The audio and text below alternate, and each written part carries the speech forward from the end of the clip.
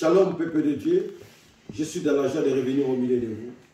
C'est votre humble serviteur, l'évangéliste Michel Banfoumou. Je viens encore avec un message de la part de notre Dieu, le grand roi, le grand Seigneur, Christ Jésus, pour les enfants de Dieu, des parlements de ces jours. Si vous permettez, nous allons prier pour rendre gloire à notre Dieu. Le véritable Dieu, merci. Merci encore une fois de plus, Seigneur Père, pour ce moment que tu as permis à ce que nous puissions parler de ta part, Père. Le véritable roi, le meilleur enseignant, sera demain au milieu de nous. Cette prédication, Père de gloire, ce message de ces jours, en tout simplement, prends-en le compte de toutes choses. Grand maître, le grand des grands, le Seigneur du Seigneur, Saint-Esprit de Dieu, manifeste ta puissance, déverse l'onction. Ta puissance, l'onction d'enseignement, Père de gloire, à travers le message de ces jours. Que ce message soit avec une puissance, Père de gloire, pour apporter la guérison, la délivrance dans la vie de tes enfants, Seigneur. Pour consoler un cœur, Père de gloire, qui était abattu. Béni soit le nom de notre roi, règne de Dieu jusqu'à la fin. Nous avons ainsi prié au nom du puissant ressuscité. Christ Jésus, le roi des rois. Amen. Nous allons lire la parole. Prenons nos Bibles, s'il vous plaît. Nous allons lire la parole du Seigneur dans Proverbes. Le livre des Proverbes, chapitre 20, verset 27. J'ai lu au nom du Seigneur. La lampe de l'Éternel, c'est l'esprit de l'homme qui pénètre jusqu'au très fond de son être. Je continue toujours la parole, j'ai lu la parole du Seigneur, toujours dans Proverbes, chapitre 22 cette fois-ci, versets 20 à 21.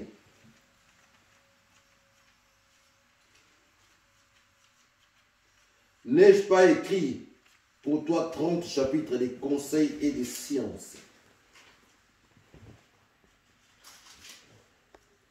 pour te faire connaître la certitude des paroles vraies, et que tu rapportes les paroles sûres à qui t'enverra. Pour te faire connaître la certitude des paroles vraies, et que tu rapportes les paroles sûres à qui t'enverra. Parole du Seigneur. Est-ce que nous pouvons acclamer la parole de notre Seigneur Jésus-Christ? Bien-aimé Seigneur, le thème de notre message de ce jour est l'esprit de l'homme. L'esprit de l'homme est la lampe de l'Éternel. L'esprit de l'homme est la lampe de l'Éternel. Mon frère, ma soeur, nous devons savoir que, nous devons savoir une chose, que l'être humain est composé de 3 parties. L'âme, le corps et l'esprit. Alors, pour commencer déjà, nous pouvons commencer à définir l'humain. Qu'est-ce qu'est l'humain? L'homme, qu'est-ce que l'homme? Est d'abord un esprit. L'homme est un esprit qui habite dans un corps qu'on appelle la chair et qui possède une âme. Donc, l'humain a 3 parties, le corps, l'âme et l'esprit. Et parmi ces 3 parties, la partie la plus importante de votre savoir, c'est l'esprit. Parce que c'est l'esprit qui donne la vie. Amen. Ensuite, l'âme qui est une source des sentiments, des émotions. Amen. C'est la définition.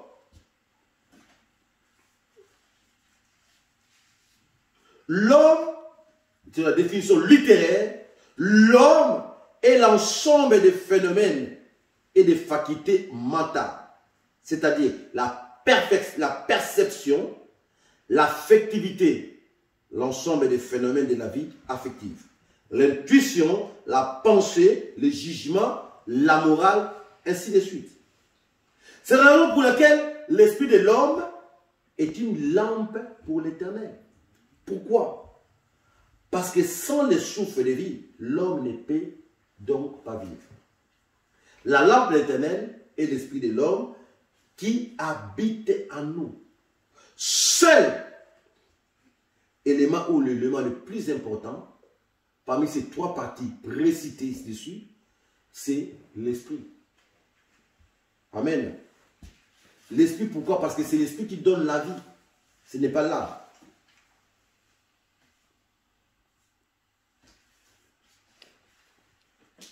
Amen.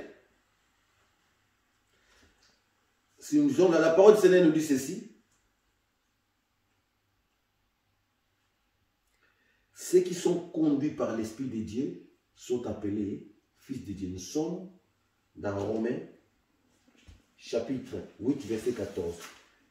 Ceux qui sont conduits par l'Esprit de Dieu sont appelés fils de Dieu. Ce que nous devons savoir est que Dieu a mis son esprit en l'homme. L'esprit de Dieu que Dieu a mis en l'homme ne meurt pas. Quand une personne meurt, amen, écoutez bien, quand une personne meurt, son âme, son esprit retourne, Dieu récupère son esprit. L'âme de ce dernier passe au jugement, selon dont il est marché.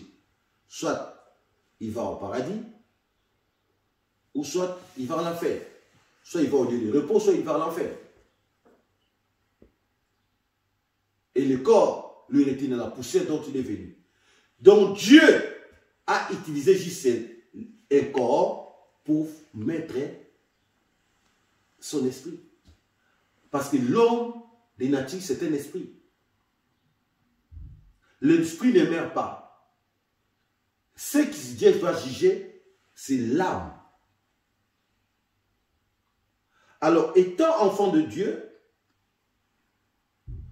ton esprit, pour que ton esprit devienne ou demeure une lampe pour l'éternel, cet esprit qui est mis à toi doit se mettre en conformité avec son esprit. Son esprit qu'il a mis en toi doit respecter ses principes pour que ces derniers puissent demeurer une lampe pour l'éternel. Puisque Dieu ne s'identifie à nous qu'à travers son esprit qui a mis en nous. La ressemblance bien-aimée de Dieu, ou l'image de Dieu que nous sommes, ne commence pas à l'extérieur, mais à l'intérieur. Quand Dieu parle de la ressemblance et de son image, il parle de l'intérieur de l'homme. Puisque la ressemblance de Dieu ne c'est pas la boue, cette chair qui sera détruite. Quand Dieu parle de la ressemblance et de l'image à travers son esprit de vie qu'il a mis en nous. Puisque c'était là, Dieu ne t'identifie pas à travers la chair qui sera détruite. C'est pourquoi c'est ça qui pourrit avant. Quand une personne meurt, le souffle de Dieu revivifie. Vivifie pourquoi? Parce que si Dieu reçut son souffle, ces corps-là commencent à pourrir. Donc, parmi les trois éléments précités, que je disais tantôt, l'âme, le corps et l'esprit, c'est l'esprit qui donne la vie. Sans l'esprit de vie, sans l'esprit de Dieu, qui est le souffle qu'il a mis en toi, ton corps va commencer à pourrir. Tu ne peux pas plus respirer.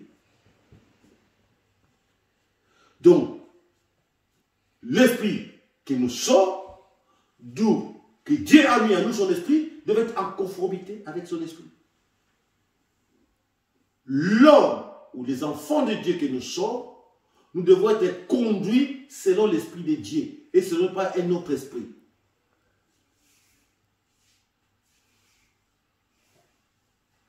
Puisqu'il y a des esprits qui dominent. Soit l'esprit du Dieu créateur, de notre Dieu, soit l'esprit du diable, ou ce qu'on appelle autrement l'esprit du monde. Satan, l'esprit du diable. De quel esprit es-tu conduit? Tu es conduit par quel esprit? Puisque nous venons de le lire, je lis rapidement encore la parole du Seigneur.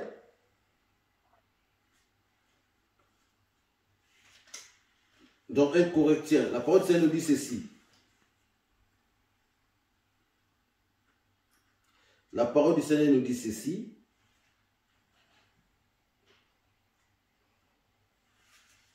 Dans l'épître de Paul aux Corinthiens. La parole du Seigneur nous dit ceci dans l'épître de Paul aux Corinthiens. Chapitre 1 Corinthiens chapitre 3. verset 16 à 17. Je vais lire rapidement la parole, du Seigneur. 1 Corinthiens chapitre 3, verset 16 à 17. Ne savez-vous pas que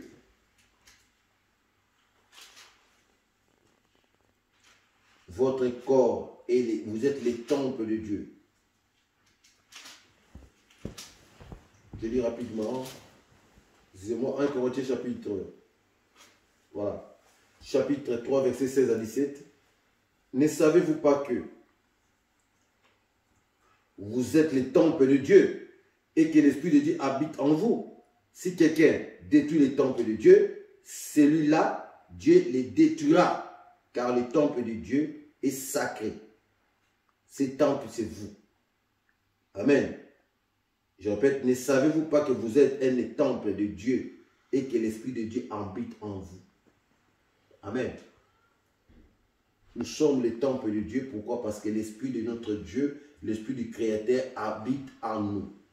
Si l'Esprit de Dieu n'habitait pas en nous, on n'allait pas nous parler des temples. Nous sommes un temple du moment où l'Esprit de l'Éternel habite en nous.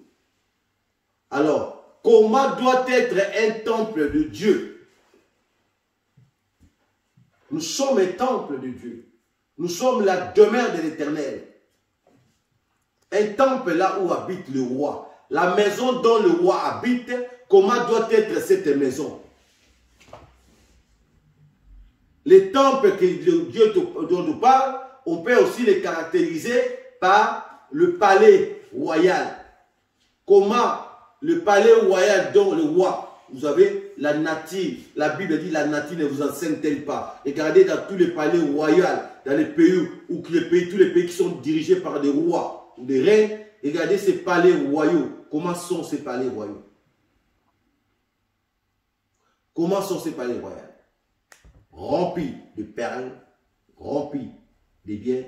Il y a l'entretien matin, midi, soir. Si vous allez en Angleterre, palais royal, vous allez voir comment il est entretenu. Si vous allez à Monaco,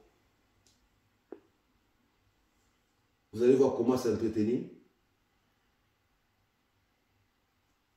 Les palais royaux. Comment est entretenu? Parce que nos corps, le roi, le véritable roi, habite à nous.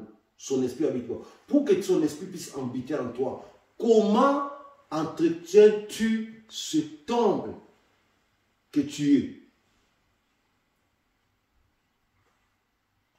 Votre corps est le temple de cet esprit. L'Esprit de Dieu habite en vous. Bien-aimés, nous sommes les temples du Seigneur.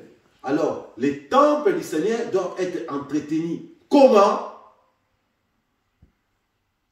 Par la parole de Dieu. Le temple du Seigneur doit être entretenu. Comment?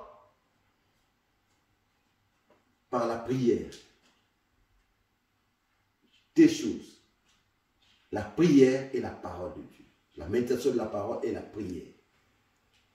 Tu ne peux pas entretenir des temples. Si tu n'entretiens pas les temples de Dieu, l'Esprit de Dieu ne pourra pas persister. L'Esprit de Dieu ne pourra pas y demeurer longtemps. Alors, toute personne qui est conduite ou qui se laisse conduire par l'Esprit de Dieu, comme je venais de lire, que je vous ai dit tantôt dans Romains 8, 14, que tous ceux qui sont conduits par l'Esprit de Dieu, tous ces gens-là, ça dit, il y a l'Esprit de Dieu qui habite en eux. Ils ont fait de leur demeure le temple de Dieu, les corps, et de leur vie. Et toutes ces personnes se laissent conduire par l'Esprit de Dieu. Pourquoi? Ils font non seulement non leur volonté, mais la volonté de l'Esprit de Dieu qui en est, qui les conduit. Parce qu'il y a deux esprits. Soit tu te laisses conduire par l'un ou par l'autre. Mais sachez-le bien que le seul esprit qui peut te donner la vie, qui garantit la vie, qui garantit tout, qui donne l'assurance, c'est l'esprit de l'Éternel. Il y a un autre esprit à gauche, l'esprit du malin, incarné par Satan, le diable, cet esprit-là, au contraire, sera détruit. Il sera là que pour te dévier du chemin que le Seigneur a tracé pour toi. Nous continuons, la parole du Seigneur nous dit encore ceci, dans l'évangile de Jean. Évangile de Jean, Jean chapitre 6. Amen. Parce que bien aimé, nous devons savoir que l'avertissement du Seigneur nous oblige à ne pas nous tromper. Car toutes les paroles du Seigneur sont vie ou donnent la vie. La parole du Seigneur dit ceci. Dieu nous ne devons pas nous tromper, nous ne pouvons pas nous tromper. Parce que toutes les paroles du Seigneur nous donnent la vie. Nous allons lire rapidement dans Jean. Jean chapitre 6. L'évangile de Jean.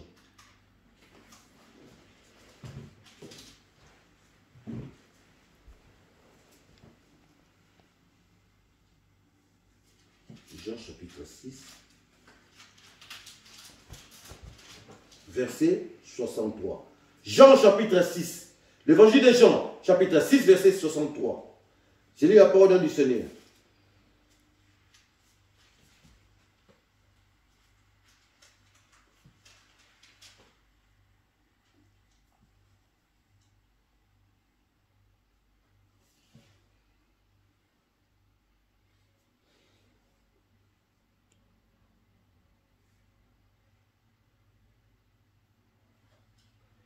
C'est l'esprit qui vivifie, la chair ne sert à rien. Les paroles que je vous ai dites sont esprit et elles sont vie. C'est l'esprit qui vivifie. En d'autres termes, c'est l'esprit qui donne la vie. La parole ne sert à la chair, pardon, ne sert à rien. Donc, ce que tu dois, nous devons entretenir, ou ce que tu dois entretenir, c'est l'esprit de Dieu qui est en toi, non la chair. Comment, comme je disais tantôt, comment peux-tu entretenir l'esprit de Dieu qui est en toi? C'est à travers la prière et le jeûne et la méditation de la parole de Dieu. C'est ça qui fera que ton esprit soit entretenu, comme je venais de dire, et les paroles royales, la maison dont le roi habite, ses palais, doit être entretenu matin, midi, soir. De même, l'esprit de l'homme, l'esprit de Dieu qui est en nous, de même, nous devons entretenir nos esprits matin, midi, soir. Pour qu'il n'y ait pas la saleté ne puisse pas rentrer. Si tu n'entretiens pas ton esprit, la saleté va venir. La saleté est symbolisée par le péché. Or, quand le péché ne vient que pour suivre. Alors, l'esprit de Dieu ne peut pas habiter là où l'endroit c'est sale. L'esprit de Dieu n'habite pas dans la saleté. Je vais le lire. L'esprit de Dieu habite l'endroit propre. Amen. Amen. Mon frère, ma soeur, que nul ne se trompe lui-même. Si quelqu'un sait quoi être sage à la manière de c'est bon, il se trompe lui-même. Or, la vraie sagesse vient de la part du Seigneur. Comme la parole de Dieu nous dit, l'Éternel connaît les pensées des sages, mais il sait qu'elles sont vaines, dans notre version. Donc notre Dieu a donné à l'homme tout. Ce que nous devons savoir, Dieu a donné à l'homme tout. Tout. Maintenant, c'est à lui de choisir. Dieu a donné à l'homme tout. Ce que Dieu a donné, amen. Dieu nous a tout donné. Maintenant, c'est à l'homme de choisir ce qu'il veut pour sa vie. Soit la vie, soit la mort. Soit le présent, soit la vie présente, soit la vie future, avec Christ. Amen. Donc, soit la vie présente, soit la vie future. C'est à l'homme de choisir. Soit la liberté avec Jésus-Christ, soit la prison, l'esclavagisme avec le diable. Mais vous devez savoir, bien aimé, avec l'ennemi, tout est payant. Il n'y a rien de gratuit chez Satan. Mais auprès de Dieu, Tout est gratuit. Tout est gratuit avec notre Dieu. Le souffle élevé gratuit. Le succès gratuit.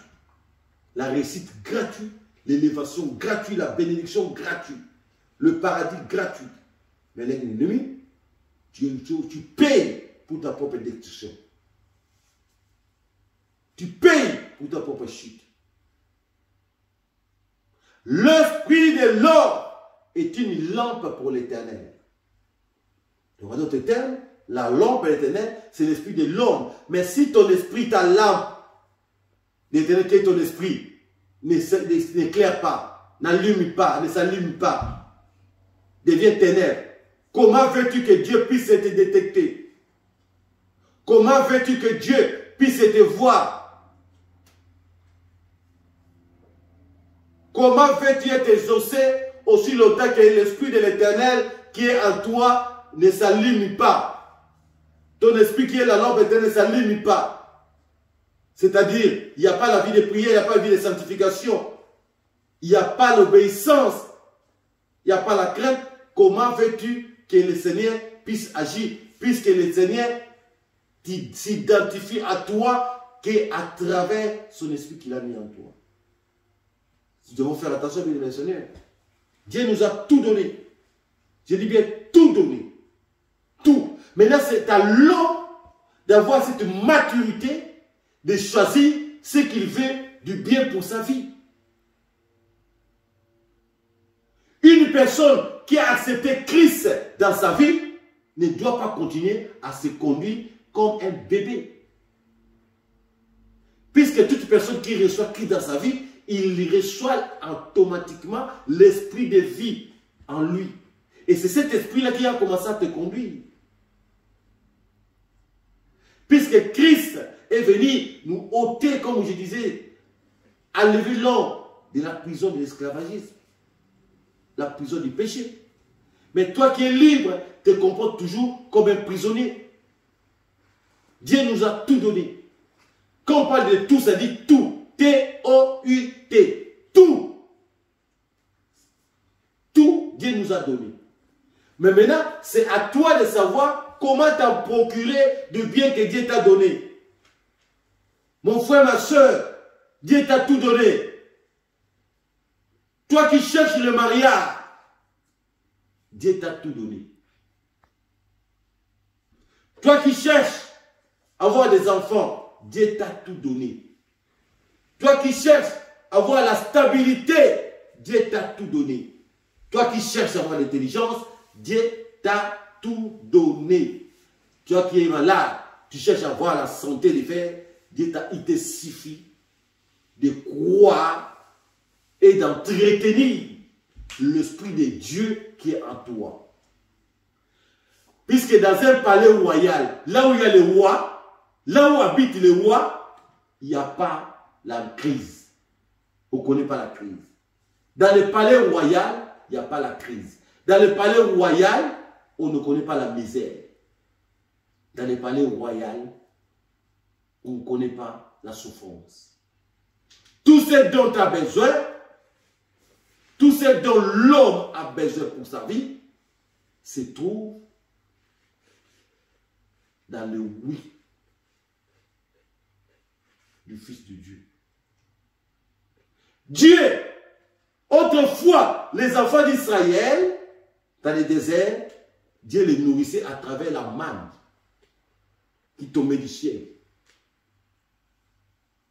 Mais Dieu, la véritable manne, c'est celui qui est descendu du ciel, le Verbe incarné, le Fils de Dieu, le pain de vie, Jésus-Christ. Il est descendu. Pourquoi? Autrefois, nous avions soif, nous avions faim, comme les enfants d'Israël dans les déserts. Et la manne est venue pour nous rassasier. La manne, c'est le pain de vie, c'est Jésus-Christ, le Fils de Dieu qui est descendu. Nous avons l'Esprit de Dieu en nous. Laisse-toi conduire par l'Esprit de Dieu qui est en toi. Ne te laisse pas conduire par l'esprit distracteur, par l'esprit de destruction, par l'esprit de séduction, qui est le diable. La parole du Seigneur, comme la parole nous dit, les voleurs ne viennent que pour dérober, égorger et détruire. Les voleurs, c'est le diable. Laisse-toi conduire par l'esprit de vérité. Entretiens l'esprit de Dieu qui est en toi. Garde ton intimité, ta relation avec l'Éternel des armées. Notre seul Seigneur et Sauveur, Christ Jésus, le roi des rois.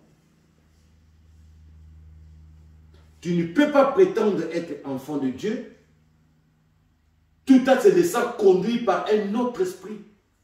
Tout en se laissant conduire par un autre esprit. Alors tu dois te poser la question de savoir quel est l'esprit qui te conduit, qui dirige ta vie. Est-ce que c'est l'esprit de Dieu ou l'esprit du monde?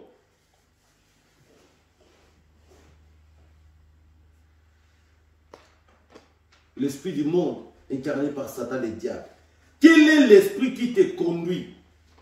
Est-ce que c'est l'esprit de vie ou l'esprit du monde? Pose-toi la question, fais une analyse pour savoir quel esprit qui te conduit.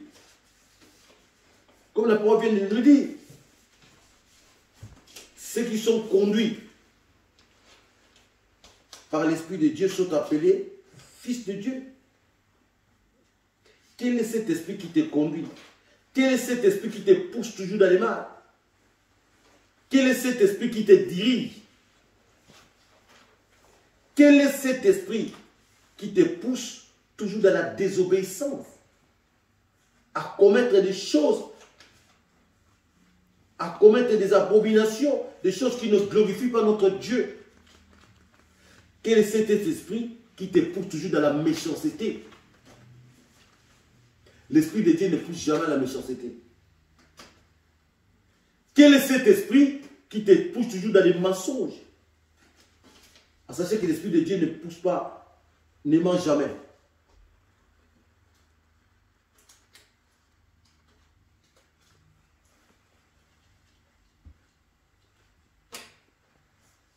Comme la parole nous dit dans Proverbe, chapitre 20, verset 24. C'est l'Éternel qui dirige les pas de l'homme. Mais l'homme peut-il comprendre sa voie ou connaître la voie? C'est l'Éternel Dieu qui dirige tes pas. Mais toi, tu ne veux pas te laisser diriger par Dieu. Tu veux te laisser conduire par toi-même. On vient de lire ici. Comme je disais, tu venais de lire tantôt. Romains chapitre 8, verset 14. Ceux qui se laissent conduire. Ceux qui sont conduits par l'Esprit de Dieu. Parce que tes pas, c'est l'Éternel des armées. Proverbe chapitre 20, verset 24. C'est l'Éternel qui dirige les pas de l'homme. Mais l'homme, est-ce que l'homme peut-il comprendre sa voie?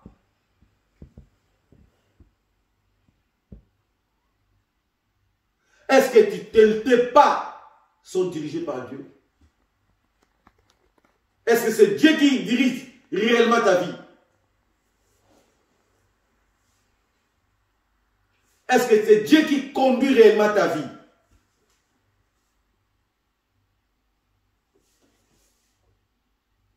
Est-ce que ta vie est conduite par Dieu?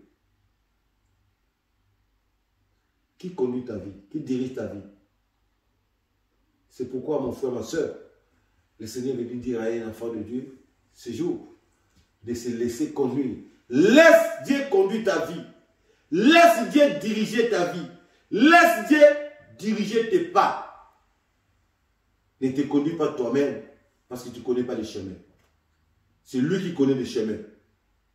Il doit te prendre à la main pour te conduire dans ta destinée. Ne va pas seul, tu vas te perdre. Ne cherche pas des secours à gauche, c'est le diable. Mais ces secours, le chemin, c'est lui qui connaît. Jésus-Christ de Nazareth. Que Dieu vous bénisse et bénisse.